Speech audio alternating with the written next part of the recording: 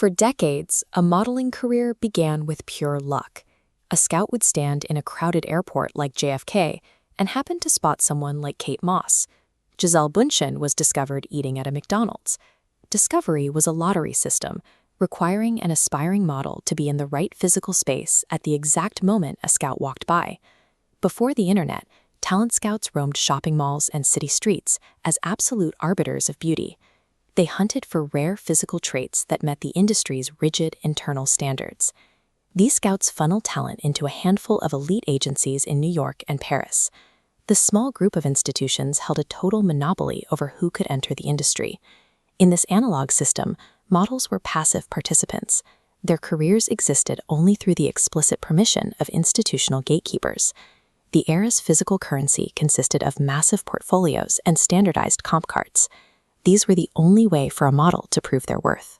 Casting directors used these cards to categorize talent, frequently writing physical judgments directly onto the paper to exercise total control. High fashion shows were strictly invite-only events. The industry intentionally quarantined its products from the general public, maintaining a sense of manufactured exclusivity.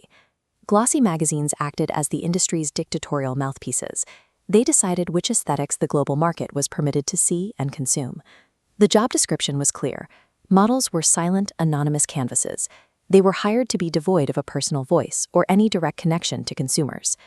The arrival of social media dismantled the legacy power structures that had governed the fashion world for a century.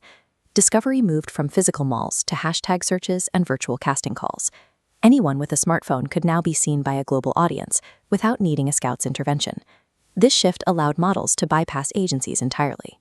They began marketing services directly to brands, building their own audiences and negotiating deals.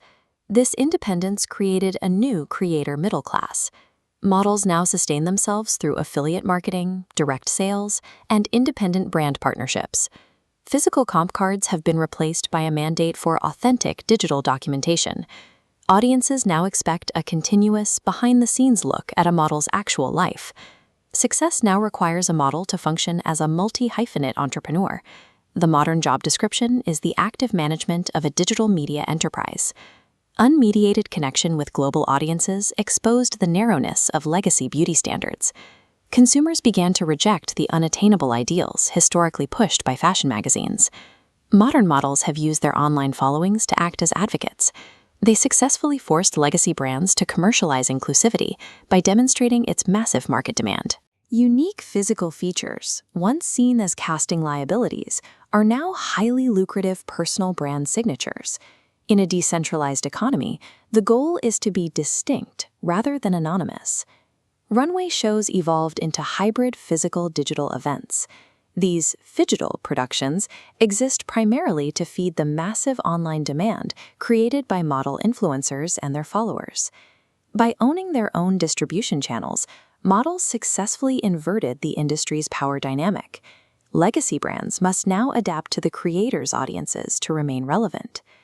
Decentralization replaced human gatekeepers with automated systems of control. The end of the agency monopoly brought a different type of professional pressure. Models now face an algorithmic treadmill where the demand for constant content creation often leads to severe professional burnout. Models traded human casting directors for opaque, volatile algorithms. These systems demand total lifestyle transparency and absolute consistency to maintain visibility. As AI-generated models become more common, aesthetics alone are no longer a defense against obsolescence. Long-term survival now depends on hyper-authentic human community building. Relying on institutional approval is no longer a viable career strategy.